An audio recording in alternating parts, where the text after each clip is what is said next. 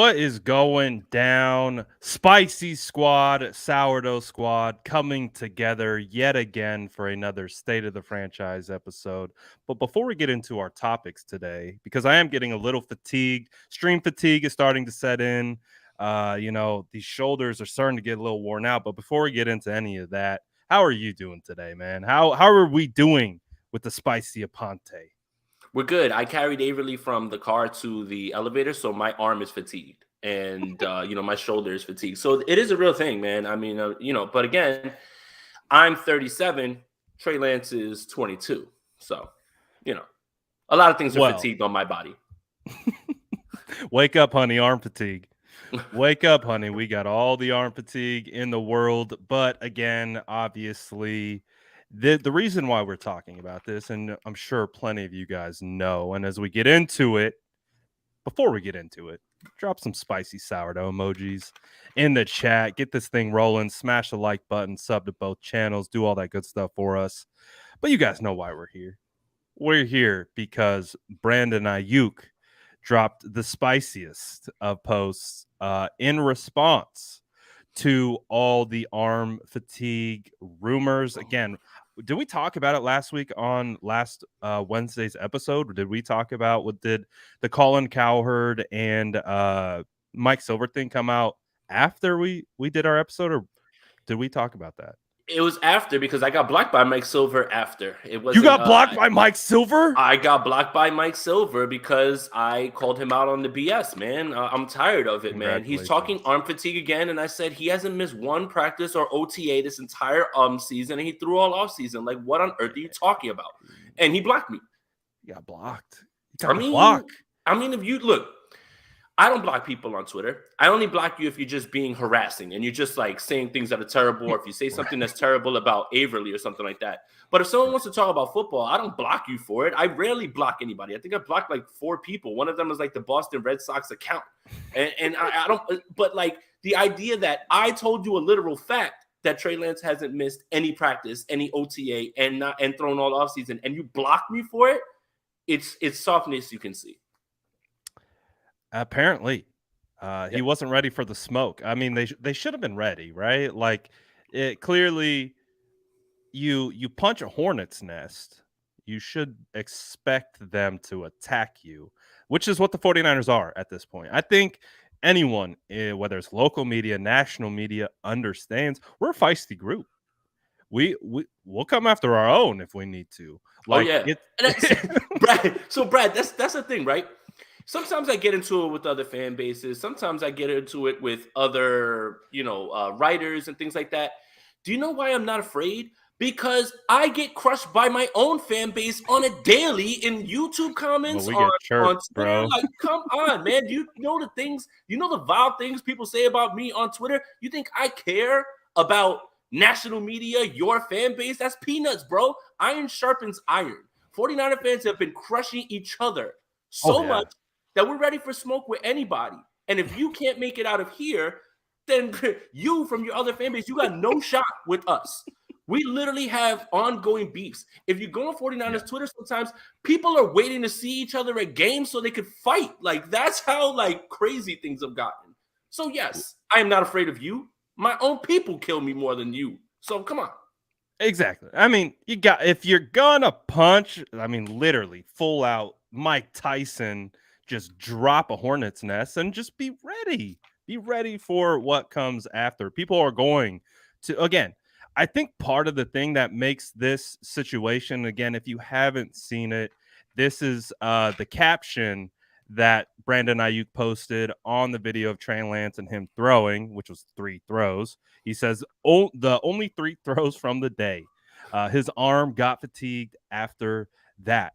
A big reason why this arm fatigue, I believe, in my opinion, Jason, and you can give me your thoughts on it, I believe this is such a polarizing buzzword because no one has ever heard about it before.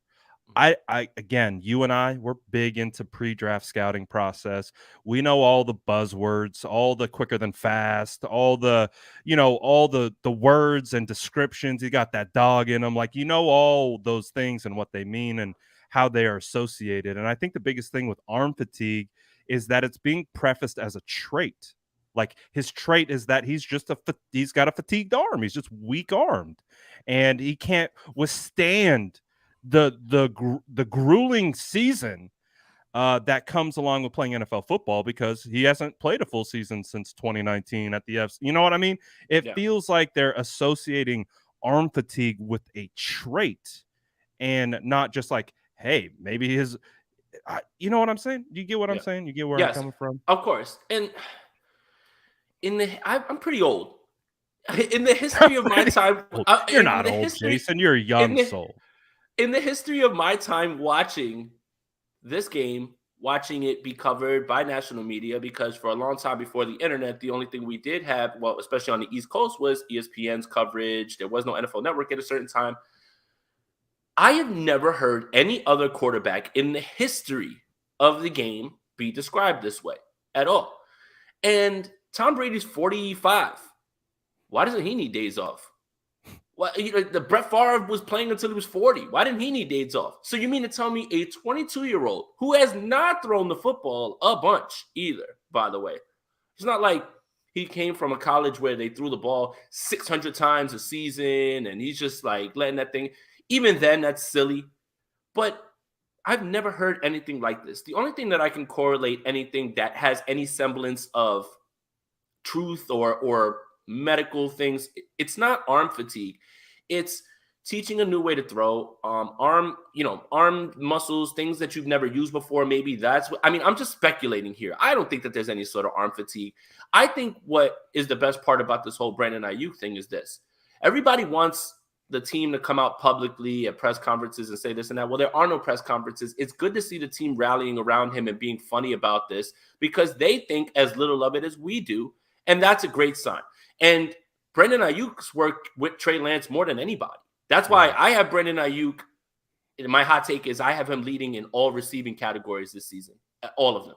Everything. And reception. 49ers or 49ers. Yeah, 49ers. Receptions, yards, touchdowns is going to be Brandon Ayuk this year because of the report that he had, the way that he runs routes. I kind of went into it deeply with the reception perception chart on Brandon Ayuk and his success rate running routes that aren't conducive to Jimmy Garoppolo's strengths, that are conducive to Trey Lance's strengths. So not only on top of the rapport, on top of the things that Trey can actually hit, some of these you're seeing, I expect a big year. I believe if anybody wants any betting action, I believe the over-under for receptions for Brandon Ayuk is 56.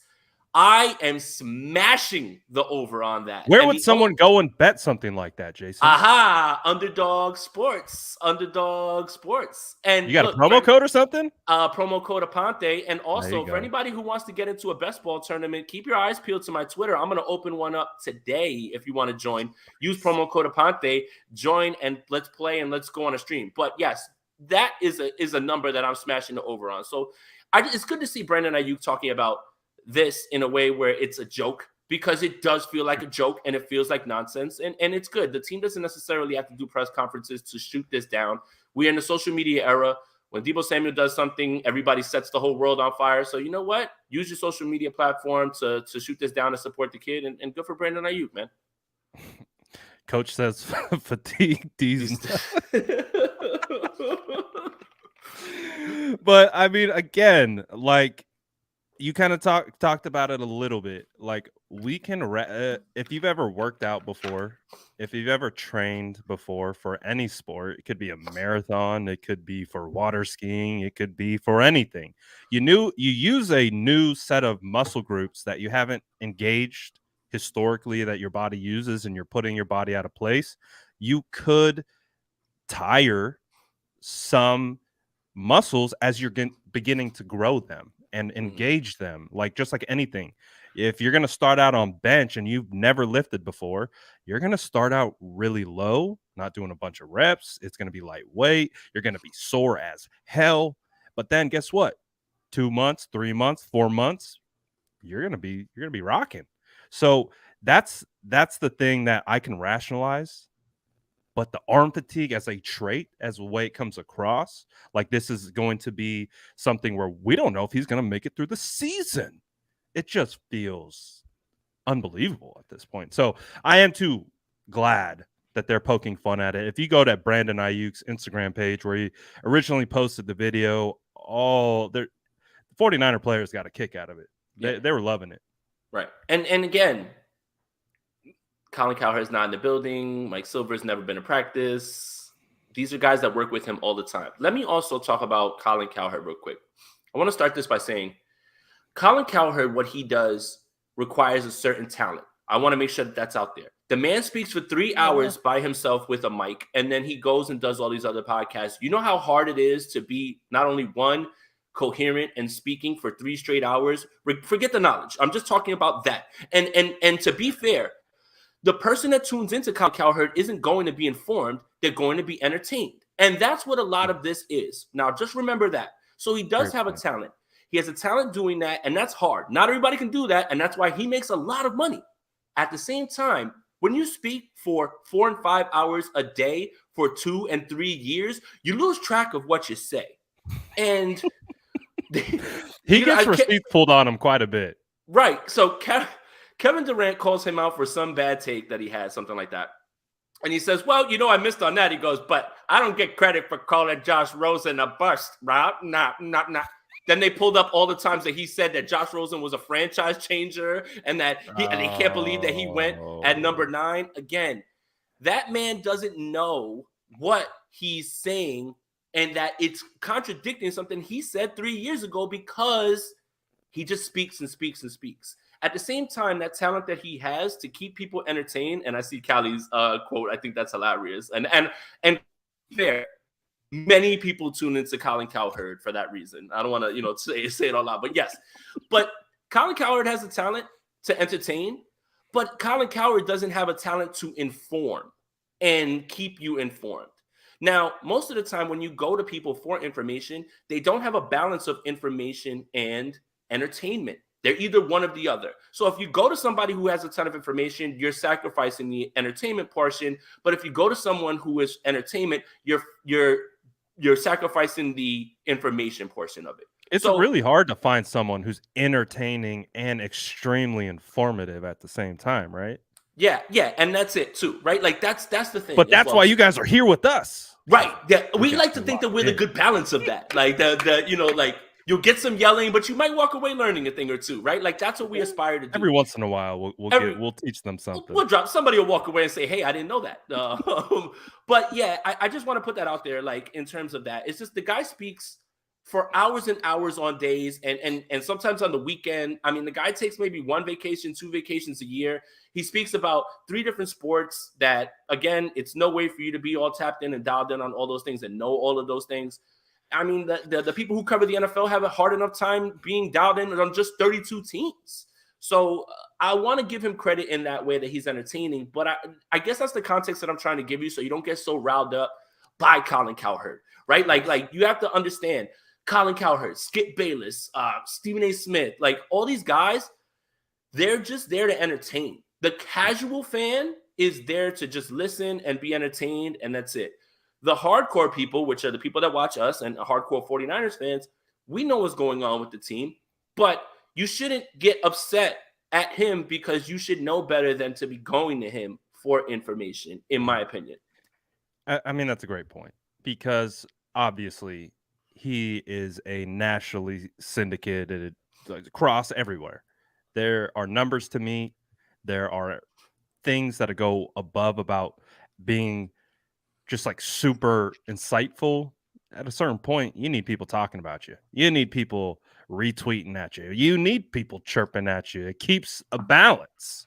It keeps people engaged. It keeps people coming back saying, oh, remember in 2019, you said this. That's actually a W. If you live that rent-free in people's minds that they're going to pull receipts on you constantly, you can look at it as a disadvantage, but you can also look at it as, man, you really have an impact on the way these people are going throughout their days and what they really think about this particular subject.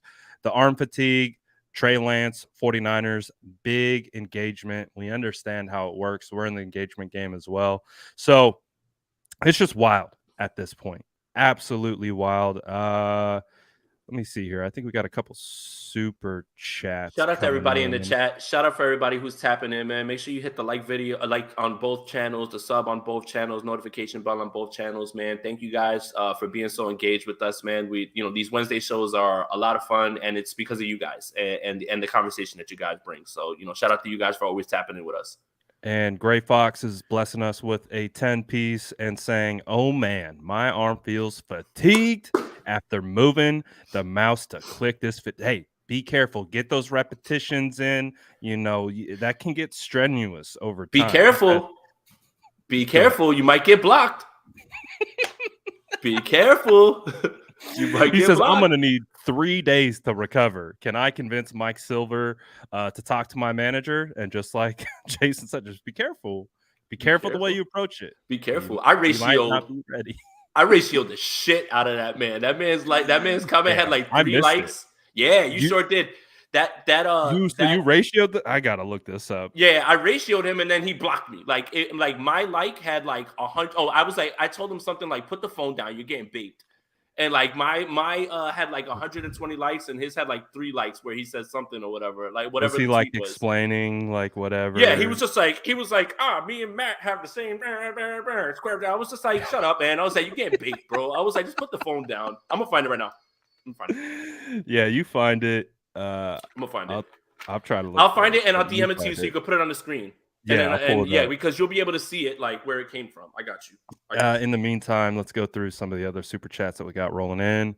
What's good, James? He says, "I'm feeling fatigue from all the fatigue talk." What's good, SDS? What's good, Faithful? What's good, James? My boy. Yes, Hope sir. Things are going well with you.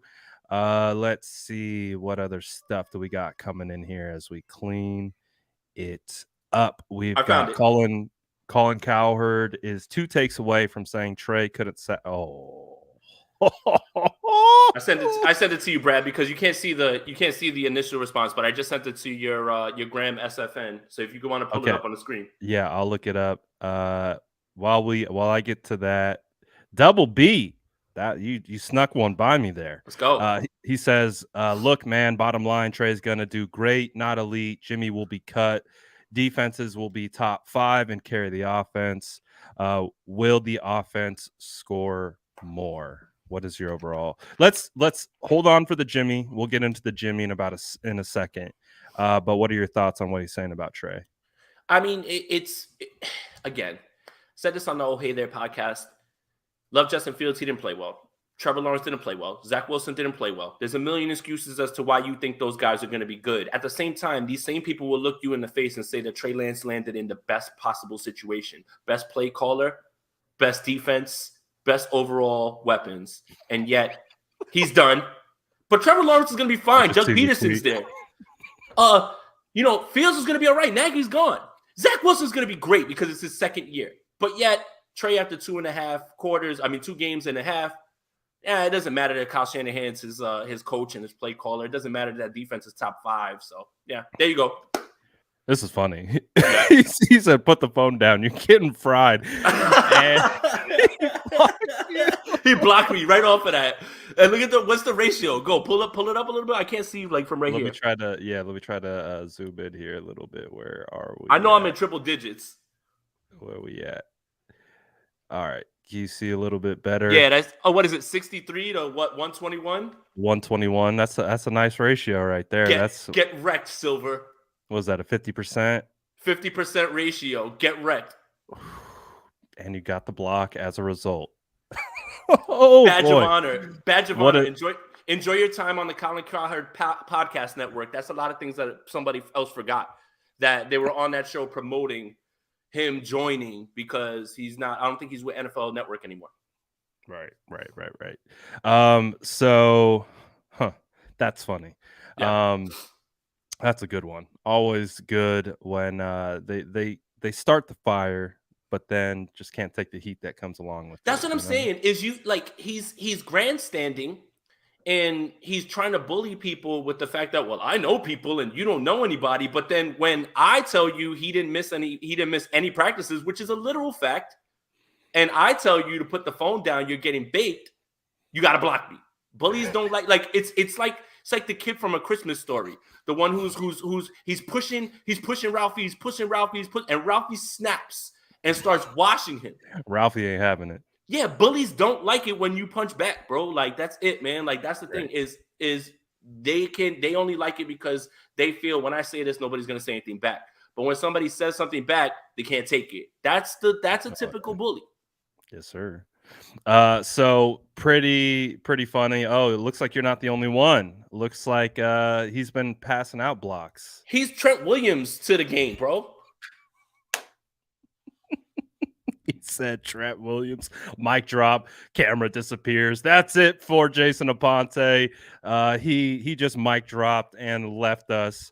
I just went to do the lap. And guess what? My legs kind of hurt now. They're fatigued, man. I don't know how to see. It. Damn it. You better ice up, son. Ice up. Ice up, son. So obviously, we're gonna have a hell of a lot of fun with this arm fatigue, arm fitness. Drop the darts in the chat. We're gonna have a lot of fun, especially anytime Trey Lance throws bombs, throws lasers.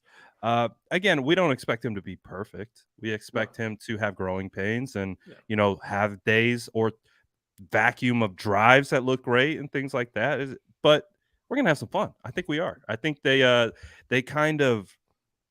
poked the bear, and just if you're gonna poke the bear, just be ready to fight. That's I guess all I gotta say. What is it? If you can't take the heat, stay out of the kitchen. Don't mess with the bull. You'll get the horns. Any other cliches you want to throw in there, Brad? Like these are all good ones right here. Absolutely. I mean, we could come up with a million more, but for now, I think we are crystal clear that this is going to be a fun season. But there are still some questions with the quarterback position because obviously, Jimmy Garoppolo. It's July 13th. Training camp is almost 2 weeks away. I get to see your beautiful face here soon. I'll be in the Bay. I'll be in the Bay in 13 days, buddy. Whoo! But Jimmy's still on the roster. We had Colin Cowherd. Oh, look who it is, Colin Cowherd, saying that the Seattle Seahawks should and would trade a second-round draft pick for Jimmy Garoppolo. I'll be honest. I just thought that was the biggest horse malarkey there ever was. Second round draft pick at this point in this market. When they say yesterday's price is not today's price, it doesn't always mean it's more. It could mean it's less. And it feels like based on the market, the available teams, where Jimmy Garoppolo is, it doesn't feel like the price is all too high at this particular time, especially second. But hey, you never know. And then you had Seattle social team come out and post they knew what they were doing. Ill-timed interception by Jimmy Garoppolo to Quandre Diggs. And they, like you said, they know 100% what they're doing. They're like, oh yeah, we're going to trade for Jimmy Garoppolo in the second round pick. Well, we're going to post Jimmy Garoppolo throwing a pick to our defense. That's what we think about that. So that was intentional. Don't believe for 1 second it's not. Those posts are reviewed by multiple levels of authoritative managers that have to say, yeah, let's put this out. So that's not just some intern over there. It's not Radio Shack's account. It's not Radio Shack's account. That's completely out of pocket. Out of pocket. Social media, for the most part, is not run by interns because they understand the impact. And if you put out a off-putting post, that's going to do so much detrimental things for you and your brand. So interns don't run social media anymore. You should definitely believe Brad on this. So what do you make of the Jimmy Garoppolo situation? Do you think that there's a chance he goes to Seattle, regardless of me not thinking that is too much of an opportunity? Well, we're still here asking the same question. If the Seattle Seahawks want to send the San Francisco 49ers a second-round pick for Jimmy Garoppolo, in this economy with these gas prices, I will drive from here to Santa Clara, pick him up, then drive him to Seattle. I don't care. But they don't have a second-rounder on the table. And look, let's just break this down rationally, okay? Yeah. Everybody's saying, well, I don't want Jimmy to go to Seattle because what if this and that? Yeah, what if? If Jimmy Garoppolo goes there, they're going to win 6 games. I think you're more nervous that they beat the 49ers, which I'm still not. I mean, this defense regularly turned him over in training camp. And look, here's another thing. The Seattle Seahawks are clearly going with a plan. CJ Stroud, Bryce Young are quarterbacks next year. Jimmy Garoppolo's not good enough to put you in the playoffs, but Jimmy Garoppolo's good enough to win games to put you out of position to get those guys. Do you know how you get CJ Stroud and Bryce Young and get a shot? You start Drew Lock. You start Geno Smith. I don't understand what this would be. Jimmy Garoppolo only fits on a team that is borderline making the playoffs or loses a quarterback who is a playoff team. Sending Jimmy Garoppolo to the Seattle Seahawks would turn them from a 4-win team to a 6-win team. And you know what those 2 wins will do? Will push you out of any chance to get those 2 studs in this quarterback group. I don't understand it. Not worried about it. And everybody's like, well, he's going to give them inside information on the 49ers defense. Look, 49er fans, put your fingers in your ears.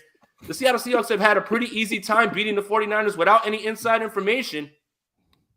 I don't want to hear that, man. And if Jimmy Garoppolo did go over there, I'm not worried about that. They're not going to do anything. And that's it. Like, for me, Jimmy Garoppolo has 0 trade destinations. Cleveland's out. All accounts that are coming out now about Deshaun Watson, and I don't agree with any of it, is 4 to 6 games. Sounds like it's Jacoby time. You don't trade for Jimmy Garoppolo for 4 to 6 games because he can hold it down, Jacoby Brissett, and then you just go to Deshaun Watson. So think about whatever it is that you want, like whatever, it should be more. I agree. But from all accounts, and it's multiple people in different places, that's how you know that you can kind of correlate it, that it's true. Somebody in Cleveland saying it, somebody on NFL Network said it. This is kind of being spoken about loudly, and it's about to happen. So if that happens, there is nowhere to trade Jimmy Garoppolo. The 49ers probably won't willingly cut Jimmy Garoppolo. But Jimmy Garoppolo will probably come to the 49ers and say, cut me. I want to get out of here, and I want to get – that's when the cut will happen. Because I do believe that John, Kyle, Jed have stacked up enough quotes that they can go back and point to and say, see, we told you we were never going to cut him. Kyle said it. Jed said something about 2 years. John said the same thing about not cutting good quarterbacks. So ultimately, how this ends at this point, because the Panthers are out and I felt that was the last destination, is Jimmy's camp, when he passes a physical, says, cut me, let me go, and I need to find a new place. And then the 49ers will have to do that push come to shove. That'll be your push come to shove. But if they leave it in the hands of the 49ers, I don't believe that they're going to cut him. Like, they'll be able to just say, yeah, well, we told you we were never going to cut him. Why don't you ever listen? You guys are running with conspiracy theories. We told you. Like, that's their way. They've always done that. Kyle never goes out of his way to stomp narratives out. He doesn't care. Let you speculate. And then when you come to him and ask him questions at press conferences, well, I told you a bunch of times that we were never going to cut him, so I don't know what you guys are talking about. Like, that's Kyle. Like, and that's what they would say. So, yeah, it's done. It is done. And Seattle's not going to trade for him. Not that it's impossible. I mean, Philadelphia traded Donovan McNabb to the Washington football team. Drew Bledsoe got traded by Bill Belichick from the Patriots to the Bills. It's not out of the question. It's just not common. And again, if you're Seattle, why? Why? Lose all the games that you can by under the guise of, well, we wanted to see what Drew Lock got. And then you end up with Bryce Young or CJ Stroud. Take a chance on Jimmy Garoppolo, and he might push you out of that top 3. Just play with your roster, and everything will be fine. Now, I'll ask you this, Brad. Do you want to see Jimmy Garoppolo go over there so Seattle can't reload and get CJ Stroud or Bryce Young and start this whole process all over again? I'm gonna keep it a buck with you, Jason. I do not want to see Jimmy Garoppolo go to Seattle because although the range of outcome that Jimmy comes in and beats the 49ers is marginally small, I have been doing content long enough and know enough about the NFL that you never say never. And I have watched the San Francisco 49ers be swept enough by Seattle to understand that if we get talking like we're talking, oh, Jimmy's trash, send him up to Seattle. I didn't say he was trash. Care of him. I'll never say he's trash. You're saying he's trash. Yeah. the general thesis Right. of engaging with 49ers fan on a daily basis would say that. And that actually occurring, again, the ranges of outcome of it being actually happening are so small that we're just entertaining the thought process at this time. Mm-hmm. I will like to let everyone know that if Jimmy went to Seattle and beat a Trey Lance led Seattle team 2 times, just 1 time, Burn it down. everyone is Burn it getting down. toast. I'll be honest with you. Toasted. I'll be honest with you, man. I'd laugh and laugh and laugh, man. I really would, man. I mean, look, I don't know, man. I would laugh because I'd be like, I mean, What? you know. See, all right. So, but look, this is the question I'd pose to 49ers fans. Let's just say, the genie pops out and says, well, in order for Trey Lance to advance and you guys to make the playoffs, you got to sacrifice 2 games to Seattle with Jimmy Garoppolo. I mean, in the grand scheme of things, the Seattle Seahawks fans will come at you and say, haha, we own you. And we'll say, haha, we made the playoffs. You're a poverty franchise again, and you're never going to go anywhere. So again, you have to kind of look at what, in the grand, I know we I'm all looking hate at it in Seattle. a vacuum. I'm Right. looking at it in a Right. silo. Right. And I think in that silo, 49er fans talking all big and brash right now, sticking their chest out. Oh, you scared of Jimmy Garoppolo? No one's scared of Jimmy Garoppolo. No. You're scared of the outcome of Jimmy Garoppolo. That's what it. you're scared of. That's it. You're scared of getting beat down by the guy who holds a massive boulder on his shoulder and is going to come and want to take it to you like he took it to. I'm not even going to go there. But anyway. it would be this. It would be that Jimmy Garoppolo is mid the entire season, but those 2 games against the 49ers, he's a superstar. He just turns it on. And and all of a sudden he's throwing deep. All of a sudden he's throwing outside the numbers. 49er fan Trey Lance has a bad day. Right. Now think of Colin Cowherd and Mike Silver. They're going to be doing roundhouse windmill dunks on every 49er fan. That's the range of outcome that I speak of. Is Jimmy going to land in Seattle? If I had to throw a percentage chance on it, 0.3%. I really think it's not going to happen. The last time the San Francisco 49ers made a trade in division, I believe, was with Seattle in 2010 for draft bust Kentwan Balmer in exchange for a 6th-round draft pick. That is not the same of trading who they tell us nonstop. We believe in Jimmy. We think Jimmy is a franchise caliber quarterback. He's a starting quarterback. I just don't see it. I don't see it. And I do see that where everyone's how energy works. Sometimes it backfires, it ricochets, someone's so confident that it almost boomerangs the opposite. And 2 other things. That's my caution, and that's it. And 2 other things. Look, I'm not trying to disrespect Jimmy Garoppolo. I do believe he's a starting quarterback in this league. I believe that he's better than a lot of quarterbacks, including Baker Mayfield. Here's the thing. This 49ers defense knows him. They turn him over regularly. He still can't see the underneath linebacker. Fred Warner goes crazy when it comes like that. And it happened. I agree. Al-Shire, Greenlaw. It happened all training camp last year. I mean, he threw more interceptions than Trey Lance did. And then Kyle Shanahan's not calling plays over there in Seattle. That offense, their line is significantly worse, and their play caller is not that good. So, I mean, I feel like the reputation that Jimmy has now, however grand it may be, however you look at it, right? Many people say that he's top this, top that. You know why? You know the reason that you feel like that, right? Kyle Shanahan. Situation dictates a lot of that. If Jimmy Garoppolo gets paid again, he needs to send Kyle Shanahan some money. A little bit of money. Thank you, bro. Shout out to you, man. Appreciate you. The reason anybody holds Jimmy in high regard is because of Kyle Shanahan and that system. And it's again, I think you nailed it when you said fans are more worried about him beating the 49ers as a Seahawk than they are saying, well, the Seahawks are back. They're not going to make the playoffs. They could literally lose. They could go 2-14, 2-15, whatever it is. But those 2 wins are against the 49ers. They're going to be sick. And you know what? Sick. You could be upset and say, hey, listen, you lost to an inferior team. Okay, whatever. But if the 49ers make the playoffs and go on a deep playoff run, are you really going to still be Like, oh my God, man, I can't believe. Like, come on, like let's in the We're grand talking scheme of about the things. vacuum. We're talking Yeah, about the silo. yeah, That week of content right. will Oh, that week of be contact would be. insane. Oh He my said- God. Speaking of, Yep. let's get to some of these. Yep. Arturo, appreciate you, my guy, dropping the $10 super chat. Says the only thing that drives me crazy is during the season, all the media was cooking Jimmy, and now they flipped, and he's a winner. Which remember when Jimmy in 2019? Oh, they called us the pretenders. They were roasting Jimmy off of ACL surgery as he was coming back.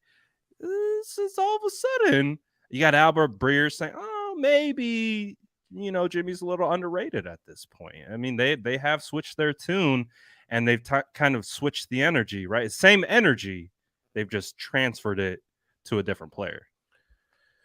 We all know quarterback wins is not a stat. Mitchell Trubisky has more quarterback wins than Deshaun Watson.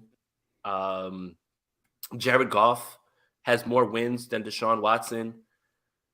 It's, again, quarterback wins need to be contextualized. Here's how it gets contextualized, because the discussion came up too, and I found myself defending another quarterback of another team that I feel is in the same kind of boat as Trey Lance, but he has way more track record that he's still getting disrespected, and that's Lamar Jackson. Yeah. Lamar Jackson has a ton of wins, but Lamar Jackson isn't sitting back at the end of the bus. He's the bus.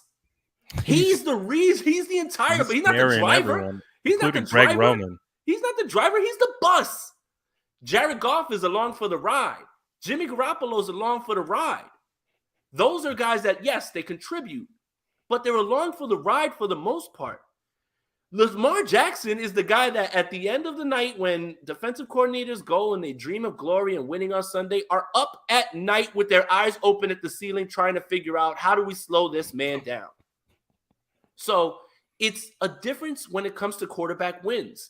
You cannot just throw quarterback wins up and just say, well, look, he wins. And the one thing that keeps popping up, and it's so redundant, and maybe this is why I'm so frustrated. Well, look at the 49ers record without him. Cool. He's better than a bus driver, a mechanic, and an elevator guy. Nick Mullins, CJ Beathard, and Brian Hoyer. Whoop-de-doo. Good job, Jimmy Garoppolo. I would hope so, man. Woo! Spicy. Like, dude's better than a plumber, and you guys are giving him credit and saying, look, Kyle Shanahan can't win without a court. Yeah. Bill Belichick couldn't win with those three. John Madden couldn't, rest in peace. Vince Lombardi. He said R.I.P. Damn. Yeah, Lombardi couldn't win with Brian Hoyer, CJ Beathard, or Nick Mullins. So don't give me that, man. It's insane, the quarterback wins thing popping up. And then the people who are saying, oh, look at his record without. Yeah. I mean, those guys are NFL quarterbacks. I don't want to be disrespectful, but come on, man. We know that they're not starting quarterbacks, man. Like there's a reason that they're backup quarterbacks, and there's a reason that when starting quarterbacks go down, most of the time that team suffers because backup quarterbacks are not starters. They're spot starters. They're not supposed to be there for the entirety of a season. So it's just strange. That's why it's a flawed argument. You're Exactly. comparing backups to who we agree is might not be the best starter in the world, but hey, there's only 32 spots. He might be around there, 20 range, which is better than Mullins, Beathard, Hoyer, anyone else who's walked through those doors to try to play with Kyle. So yeah, I hear your point. It's a fun conversation to have. Let's see. Corey says, I get being real about Lance in his first full year, but stretching the field is in itself revolutionary in a system that has lacked that type of asset. Therefore, can't compare to what came before. No. I think you can compare a little bit to maybe the Atlanta Falcons version with Matt Ryan, right? Who would stretch the ball a little bit more. Yeah, but they're definitely still different quarterbacks. Right. And can we put together are we stomping out narratives all day today? I guess so. Okay. Stomp away. Okay. Everyone says, man, in Atlanta, they aired the ball out so much. Yeah, that's cool. Julio Jones, Matt Ryan. Weren't they 16th in the league in pass attempts? Oh, wait. Oh, they still ran Freeman? So they didn't run the ball a ton either, even with Julio Jones and Matt Ryan? Look. Even with Trey Lance, they are not going to throw the ball more. That is not what Shanahan wants to do. Team. Yes. They'll run first. Yes. The difference is that when they did throw, Matt Ryan could throw to Julio Jones down the field. They're not going to change philosophies. They're just going to be able to actually do things that they weren't able to do with things that are not Jimmy Garoppolo's strength. And that's why, again, I am so excited for Brandon Ayuk. The reception perception chart, which I posted on Twitter, I implore you guys to check it out. Corner routes, post routes, he's successful in them, but they ran them the least amount out of all of the routes that he ran because they're not conducive to the quarterback's strength. Now, who can hit those now? That's Trey Lance. That's why Brandon Ayuk's big season is on the way this year. Absolutely. I think Ayuk's going to go to the moon this year. That's why I'm very excited. I bought low last year in Dynasty as much as I could. Gammon Brown says 2 public false narratives that had an effect on 49er fans. Number 1, Trey Lance's arm fitness. Number 2, Brad and Jason's don't get along. Yes, we do not get along. Jason. Hold up. Who was saying that? I thought it was somebody else, man. Who the hell was saying me and Brad? Man, listen. Drop their ad on Twitter. Let's go. Hey, yeah, no. That one I'm pulling up on, man. You crazy, man. I love this man. I text him and don't get a reply back. He's Jimmy Garoppolo and I'm George Kittle. Yeah. Yes, these are facts. I will not deny those facts. Yeah, you can't. Very true. You can't because I will release the screenshots. Hi, Brad. Hey, Brad. What's going on, Brad? Hey, Brad. Hey, man. Hey, Brad. It's like me just talking to myself. Watch, and you're probably going to see about 5 or 6 comments of other people saying he does the same shit to me. I apologize. I love you all. I don't feel bad. That man's phone is jumping. I love Jason. I love Jason's because he's learned to work around that character flaw, and he's accepted it and still loves me for me. So I do. But I know that when I get that text back, I got to get right back and text him because he's looking at the text message that time. So like, if I move on and I start making content and it just gets lost, it gets lost and everything else. But yeah, that's not a narrative we subscribe to. Right. Let's see. Official BNA says I'm glad it's Armgate instead of Milfgate. I think he's talking about the Zach Wilson scenario that's going on. Zach Wilson's post today was genius, man. I have to give that kid credit, man. Did you see it? Which one? Zach what Zach posted today? Yeah. Like, I've had bad cell service. What's new?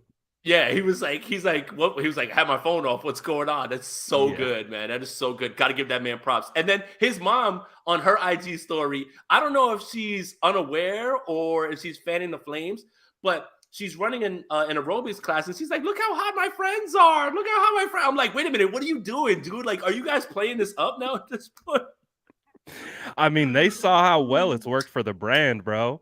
They've seen how well it's worked. I'm not going to lie. I've not seen someone's like stock from a perception standpoint change this dramatically off something that was intended to shade him.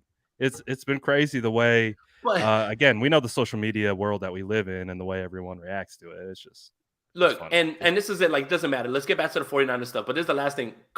Croc posted something. He said he took 2 BYU cheerleaders to some dance. Viral. Yeah, he was like, you should have known how Zach Wilson's coming. Like, that's how he is, man. Like, the man's a ladies' man. And I got to give that man credit. He may not be successful at this level, but I'll tell you what, he's like, what's the guy's name from American Pie? Finch? The one with Stifler's mom? Yeah, I know what you're talking about. There you go. Stifler's mom, man. She's got it going on, apparently. So shout out Zach Wilson. Way to go, Zach. Apparently, that's one way to restore your image. Because clearly a lot of people are loving him now. The transformation has been amazing to see. Coach says, I think we're under Niners impact. Jason and Brad, what team could do with Jimmy what we did? Essentially, the success that Jimmy Garoppolo had with the 49ers. Jimmy's career has been cake, not just the Niners, Pats too. I want to see him have a NFL team look up to him. Oh, man. Jimmy needs to have very good play callers. Like, McDaniel's a good play caller, understood what he had to do with him and everything.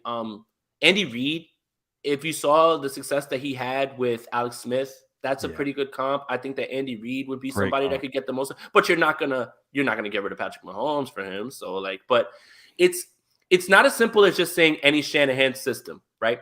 I don't think Matt LaFleur could do that. I don't think Well, Sean McVay could. Sean McVay could. Sean McVay did a job. Sean McVay fooled a lot of people into thinking that Jared Goff was an upper echelon They paid starter, him a lot of money a too. lot of money. But then as soon as he figured out, yeah, I can't do this anymore, they shipped his ass out. Or I can get Stafford, then Right, I'm exactly. not gonna So sit here. I'm gonna say off the top of my head, Coach McVay and Andy Reid. Andy Reid's done it with Alex Smith, and McVay's done it with Jared Goff. I think those are two really, really good places. But again, you're not replacing him for either of those quarterbacks. So I think if you're gonna quantify Jimmy Garoppolo and use a hot button topic, he's a game manager. Like that's what he does. yes, He's good in the huddle. He's good by directing traffic. He might miss some traffic at times and throw to the wrong opposing side of the ball, but that comes with kind of that situation. I think the Alex Smith comp was perfect. Any team that is a run first team, I think Jimmy Garoppolo can have success because, again, scheme manipulation. If you are getting defenses to bite on the run, that's where Jimmy is really able to find success because he's able to find, linebackers shifting over outside of a hole or a throwing lane, and then he throws right behind that particular lane. So he's really good at being able to work, of course, short to intermediate and manipulation. It's when the linebackers don't bite, when they don't do what he thinks they're going to do, and he still goes there. And that's when you see the like, how did you throw that pick? It's just it's almost like feels like muscle memory. right. Like I expect them to move. They should move, and I'm going to keep my timing and let it Yeah. rip. And you're just And and that's the thing too, is in obvious passing situations at times, and coach brings up a good point. I think this is why I named those two situations, because Jimmy can be serviceable, but you would see a noticeable decline in whatever it is that you believe that he does well, based on the fact that other play callers are not going to be as good. Let's just say he went to Carolina. Ben McAdoo has an offense that's going to be tailored to him. He wants to throw short passes a lot. That's why I think Baker is going to be fine. He's going to be fine.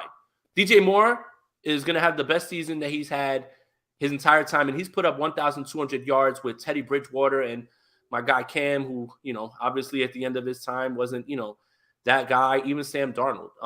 So I think that Baker's actually probably playing with the best quarterback that he's had. But Ben McAdoo's offense is conducive to short passing and quick throws.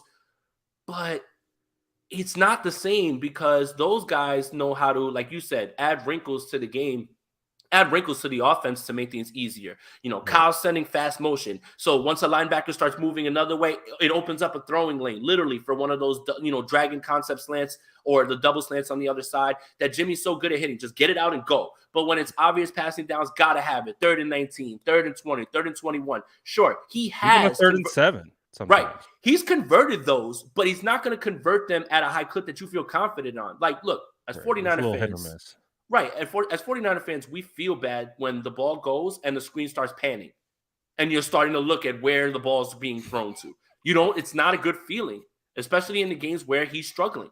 When Jimmy lets it go and the camera starts going and the ball leaves the screen and they're moving it, you're like, oh my God, where's it going? Where's it going? And then if they complete it, you're like, yeah, but that's not a good feeling. Like, you don't have that feeling with the upper echelon quarterbacks. And again, there's only a certain amount of those upper echelon quarterbacks. That's what makes them elite. But that's just who Jimmy is. Jimmy's a starter in this league, but you need to have a very, very good system if you want to see the most out of him. And I think that across the league, everybody believes that Kyle Shanahan got the absolute most out of Jimmy Garoppolo. I don't know if there's another gear. Go for it, Brad. I think, too, to kind of piggyback onto that point, I think one of the biggest things that I identified with Jimmy Garoppolo's game is that the inability to take advantage of stacked boxes. To me, that's where it really pointed to me where his limitations lie, is that the fact that defenses were daring him to take advantage of them, and he still, whether it was a function of play calling or whether it was a function of his ability, he just would not challenge stacked boxes.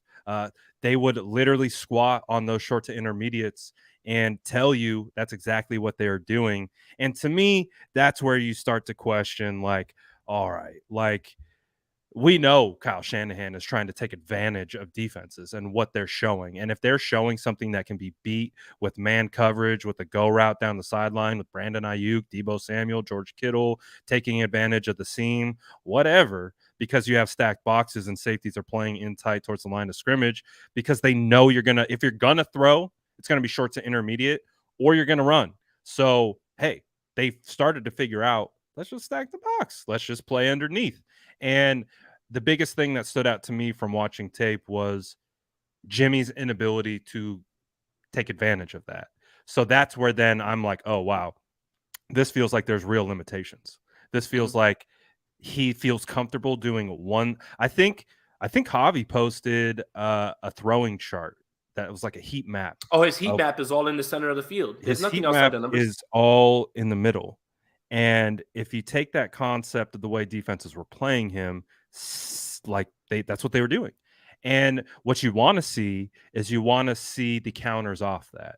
When they're selling out to stop the middle throw or the run, take advantage, spread them back out to reopen that area. But he wasn't doing that. And so that's where I see the limitations. Can you manage wins if you have potentially CMC, solid offensive line, good yak weapons that you just get the ball to in short area and they do all the work? Yeah, you can win that way, especially if you have elite defense, good special teams. But I think the conversation is that we're kind of getting to is Garoppolo capable of carrying a team? And back to what you talked about, the Lamar, kind of the tractor trailer reference kind of a thing. Is he pulling the trailer or is he sitting in the trailer getting tugged along? I think we would all kind of rationalize that Jimmy's more kind of along for the ride and he's helping facilitate, which is part of playing quarterback. Let's not pretend like it's not. Like a point guard. Yeah, but not a Steph Curry point guard. Not a Steph Curry point guard. Right? Not a Steph like he's I don't know, maybe Rajon like Rondo. Pat Beverly, Rajon Rondo. No. Pat Bev got that dog. He does got that. Pat Beverly's a great defender. He does got that dog in him. So, but I think we get the point. It's more of he's more of a facilitator than someone who is going to light the world on fire. And I think we are moving towards, and we have a quarterback now that has the opportunity to not only be that manager, but to make those counters, to be able to be a run first team and then go deep 40 yards, 50 yards down the field for a deep bomb to Ayuk. And then you got the defense like, oh, we can't stop the run. We can't stop the pass over the middle. And then they're just going to go deep on us whenever they're working the middle of the field. That's where you really get defenses in conflict. Here's your example. Don't disrespect Rondo. Rondo can't shoot a J. He just passes the ball around. Like he has no jumper. So he can't shoot from far and Jimmy can't throw far. Is that some New York bias coming in, Jason? How am I disrespecting Rondo? That man can't shoot. He has no jumper. Like that, he literally can't shoot from far. Jimmy can't throw from far. How is that disrespecting Rondo? They're calling him Westbrook. It's Jimmy's Westbrook. Let me know when Jimmy leads the league in every single category and we can call him Westbrook. Goodness gracious. He's Rajon Rondo. Rajon Rondo can't shoot from far. Jimmy can't throw far. My goodness. Anyway, here's your example. Yeah, did I forget Boston Celtics Rondo? No, he can't shoot he couldn't shoot from there. He just passed to everybody. Goodness gracious. All right, look. When has Rajon Rondo ever had a jumper? Someone let me know. Bro, man, people are upset about the Rondo take. Only time Rondo had a jumper was in the bubble. Talk to him, coach, man. He got no jumper, bro. Avery could put that thing out from further than him. Anyway, look. So here's the game that you guys should know, right? And this is where we're talking about manipulation, play calling, and what gets everything easier and easier for Jimmy Garoppolo. So the last drive before in the fourth quarter in Week 18 against the Rams, Juwan Jennings was wide open, right? Like in the middle of the field. But the dissection of that play is this. Motion goes this way. The secondary gets confused. One guy falls into the corner and doesn't pick up Jennings, and Jennings is wide open across the middle of the field, and Jimmy bangs it on him for his credit. But do you see? That's the play against the Rams, right? Yeah, that's the play against the Rams in Week 18. Yeah. That's the thing. Man, how did he get wide open? Because he had no one on him. Because Kyle is moving things around and making things easier for him that it's causing coverage breaks on the back end, right? Jimmy made some good throws on that drive. That's good. But the final touchdown, the one that was tying the game, was because it was a masterclass in Kyle Shanahan moving eyes and causing confusion and making it wide open. So yeah, I it's that. And again, like I'll say it one more time, the book is out. The league is like, man, even people in front offices will say, we don't have Kyle Shanahan. How are we going to get the most out of this guy? We don't have a Kyle Shanahan. And I literally could only name 2 guys that I felt really, really like confident that Jimmy would even like play like well, like with. And he could still play well with other guys, but he would never reach the heights that he did under Kyle Shanahan.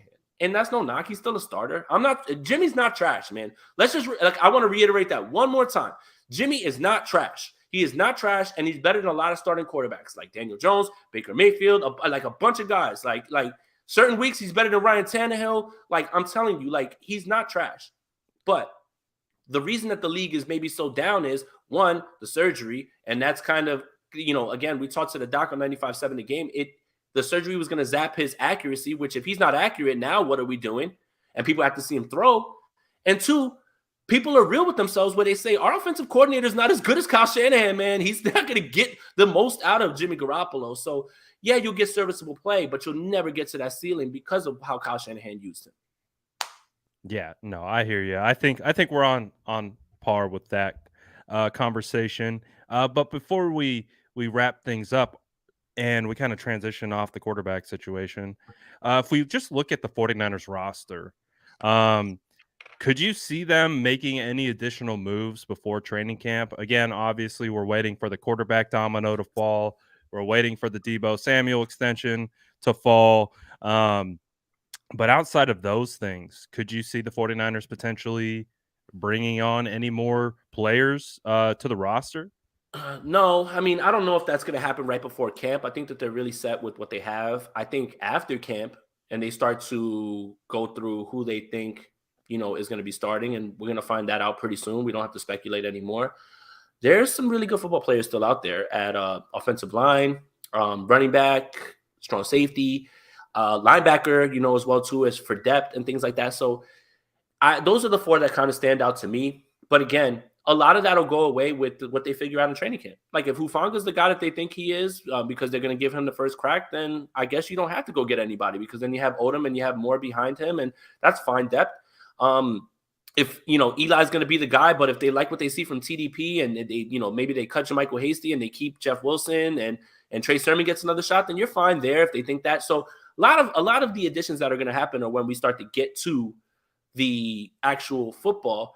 But those are some spots. There's some football players out there that could really help, man. There really is, man. I'm still going to keep putting out the Justin Jackson thing. He's still unsigned. He knows Anthony Lynn. They're going to convert a little bit more to inside zone, which would be great for him. He's not fast. He's an inside guy. Backed up Austin Eckler admirably. When you give him chances, he's actually played well. He's still out there. There's other guys, if you go through the list, that you're like, still, he's unsigned. And that doesn't mean that the league is down on them. It's just, there's only a certain amount of roster spots, a certain amount of people. And plus, once you get to camp, you want to see what you have before you kick a guy away and you figure out what's going on. Right. So I think training camp is going to determine a lot what this team does, but I don't see them bringing anybody in before training camp until after the pecking order kind of gets put together. That makes sense. So you get the tape on the guys that you have in the building, assess, evaluate, and then be like, all right, now we're going to make a decision, potentially maybe bring in another offensive lineman, safety, linebacker, what other positions maybe tight end. Maybe they're not thrilled with the tight ends that they brought in, and Troy Fumagalli, Tyler Croft, and Dwelly. I was about to say, are we disrespecting Tyler Croft? Like, is that what we're doing? What are you? I don't know if we've talked about it. I'm sure we have, but what do you think about Tyler Croft? Do you think he has a chance to make the roster? I think he does. I think the contract kind of screams that they want him to be there. 1 year, some guaranteed money. I think that move kind of put Ross Dwelly on notice a little bit, because I don't think Charlie Warner's going anywhere. No. I mean, he's too imperative to what they want to do, and he's cheap. For lack of a better term, he's cheap. What he provides. Yeah, what he provides from a contractual standpoint as a 6th-round draft pick on his rookie deal, and being that second blocker that Kyle uses all the time, great value right now. Yeah, and I think that Kyle, when he evaluates players, he's like, how tall is he? Bring him in. 6'7", sign him. 6'5", sign him. I mean, this guy is so obsessed with big slot and everything as well too. Even if his X and Y, I mean, we know that Brandon Ayuk as X is a big guy. Debo's not really a big guy in terms of like height, but maybe he wants to start to have some more options of throwing jump balls. I mean, that's the thing, man. Is Tyler Kroft could be that guy in the red zone. Jawan Jennings is that guy. So I mean, it depends. But I really do think that was a move to be pushing Ross Dwelly to figure out, hey man, we know that you're not necessarily a blocker, but can you show us a little bit more in the pass game, because there's going to be some good football players that are going to be let go from this roster just from a numbers crunch, and not because they're not good at football. So I think you bring in as much competition as you can. You see who is the best of the best, and you try to make your best decision based on that. So I don't see anything wrong with that. Absolutely. And like Jason is talking about, we'll be seeing all that competition, all that good stuff in about 13 days, 14 days The away from 27th is the training first camp. day. 27th is the first day. Fans will be in attendance. Of course, Jason and I will be there, and it will be a lot of fun, and we'll be able to talk about football instead of arm fatigue and stream fatigue and all those other kinds of things, all the other fatigues that exist. And yard house fatigue, because you know how I get it in. We do a yard house every single dude in Indy. I was like, they have a yard house after the combine. I was like, go to yard house. Go to yard house. Facts.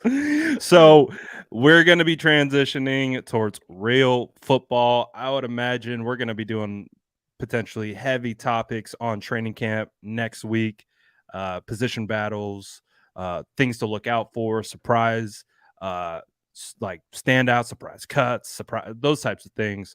So we'll definitely be getting more back into the meat of football rather than just talking about other people's nonsense, which is fun. It's been fun. It's been thank them for the content. Exactly. Otherwise, we'd just be sitting here like, I don't know, man. When does camp start? Yeah, are you going? Well, yeah, we're making up our own content. We're like, so it works. It works a little bit. So hey, they know what they're doing. We know what we're doing.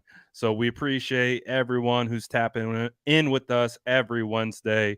We really do appreciate, again, all you guys always commenting, sending super chats. Again, just the vibes in the chat alone are immaculate. So again, do us a favor as we're closing things down. Make sure you're following both Jason Aponte 2103. He's dropping bangers on IG now. So make sure you're following this man on IG, Twitter, YouTube. Man's going worldwide. So better get on before you get left, and you know where to find me. We're the SF Niners everywhere. Hey, Brad, one more thing before we go. For anybody who wants to join, we're going to do a best ball draft tonight. We're going to do a stream as well. For anybody that wants to join on Underdog, I'll send out a link. Make sure that you guys get on Twitter so you can take a look at that. Join the draft, join the stream, and we'll, maybe we can win you some money.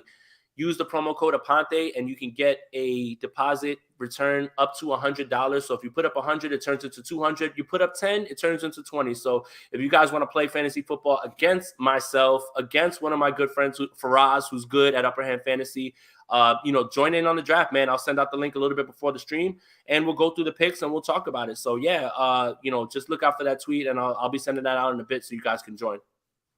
Absolutely. What's good, 49ers throwback? Coming in a little late, my guy. But we see you around. We appreciate you always shouting out all our content. We appreciate everyone who helps get the word out for Jason and I. So we really do appreciate it. And again, tap in for the best ball, all that good stuff. Appreciate you guys.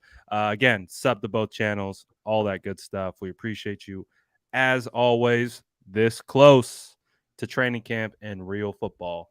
So we'll see you guys next week, and we'll be talking about whatever everyone else